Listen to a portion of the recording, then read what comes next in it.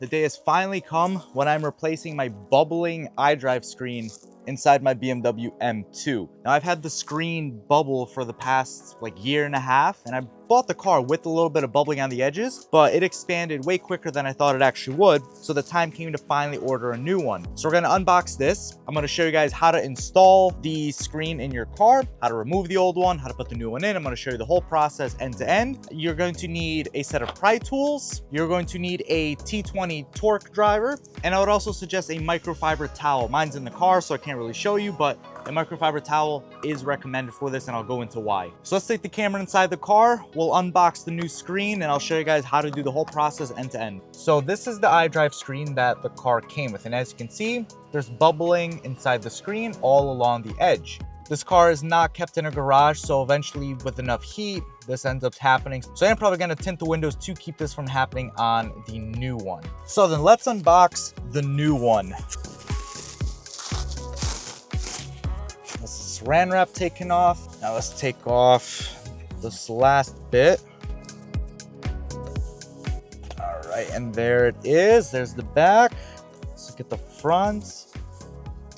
Nice, nice. All right, we have the plastic covering on this. Let's take that off. Ooh, beautiful. Check that out, guys. Much better than what's currently inside my M2. Let me put them side by side, show you guys a quick little comparison here. And that's the two of them side by side. So yeah, the difference is absolutely night and day. Now, the way to remove the iDrive screen is you have to remove this vent. Now, that's where the pry tool comes in. So essentially, you're going to pry it from down here and from the sides, and this should pop out.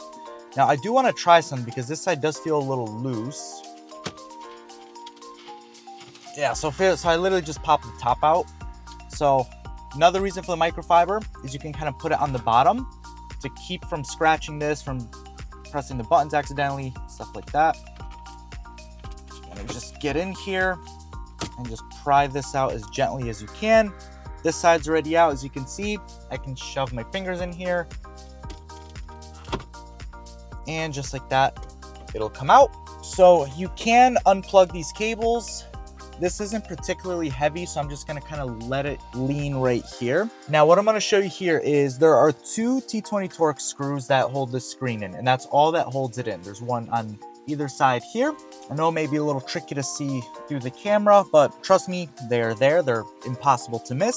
So you're going to take these and unscrew them. Now, the reason for the microfiber towel is you're going to take this microfiber towel and you're going to put this in here so that just in case these screws fall, you can catch them on the towel and you don't end up losing them deep inside the dash where you're never gonna find them again. So we're gonna take these two screws and pretty much unscrew them. And again, big emphasis on just being very careful with the microfiber towel to not lose these screws. That's the first one. That's what they look like. That's about how long they are. So we're gonna set this one off to the side. I'm gonna put it on by my gear shifter over here. And then we're going to take care of the other side. I'm just gonna tilt this in the other direction to make it a little easier to get to it. Make sure my microfiber towel is ready to catch it just in case. And let's begin unscrewing this one. And that is the second one out. So now that those are out, all you really do is just gently kind of lift the screen up and out. It'll sit very snug. So when you pull it out, you have to kind of tilt it forward and you have to be able to grab it from the back. It is very tricky to do. Let me see if I can get it and then I can kind of show you guys how it's supposed to come out. Okay, let's see if we can twist this just enough. So we can look back here. Yeah, we should be able to get it from here. There's a little piece you have to kind of push in. There we go.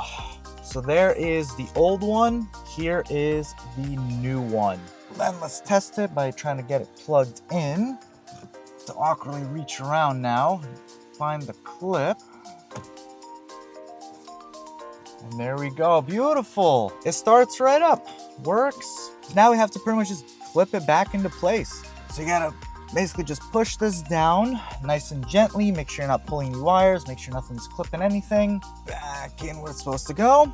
And then we just have to screw it right back into place. So now we could do all the steps in reverse. We're gonna take our microfiber, we're gonna set it down here because now we have to put the screw back in, so we don't wanna lose it. We're gonna start with one side and then do the other. Perfect, nice and tight, not too tight. And then let's do the other side. Readjust the microfiber so that we're covering and protecting this side from losing the screw. And that is that, guys, that is done. Now we can just take this and slot it right back into place. Just be careful of all the wires. Make sure the wires get tucked down right where they're supposed to go.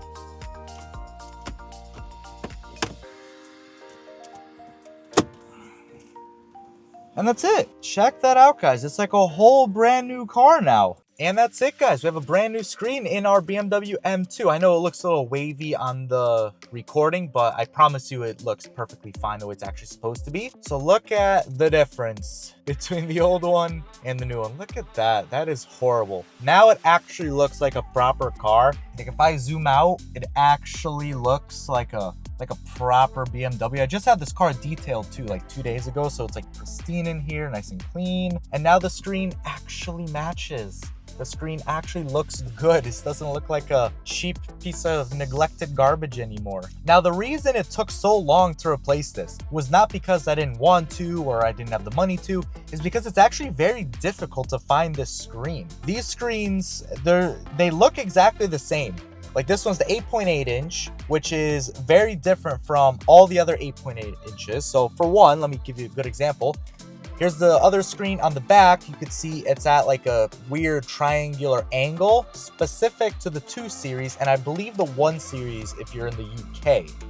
So that is one thing you have to look out for. Then the generations of iDrive are different. So this one is the NBT, then you have the NBT Evo, and then you have like the Apex 1, Apex 2 versions. It gets all convoluted and it took a long time to find the correct screen. So I ended up buying the new screen for about $450, which new they go for about $3,000 to $4,000. So I'll take it. Also, check out the car now that I finally got a chance to get it detailed, especially the interior. The interior now looks so good. Let me show you from the other side. Like the screen really makes a huge difference. You're coming from this side, you look, everything looks nice and clean and pristine. And check that out. No more do we have that ugly bubbling screen. It just looks, again, like I said, like a proper BMW now. Nice and finished, in good condition. So yeah, I am very happy with that. That is going to be it for this one, guys. So thank you guys so much for watching. Like this video if you're so happy for me that my BMW finally looks like a proper car on the inside. And subscribe if you want to see more videos from me, guys. That is going to be all for this one. Thank you so much for watching.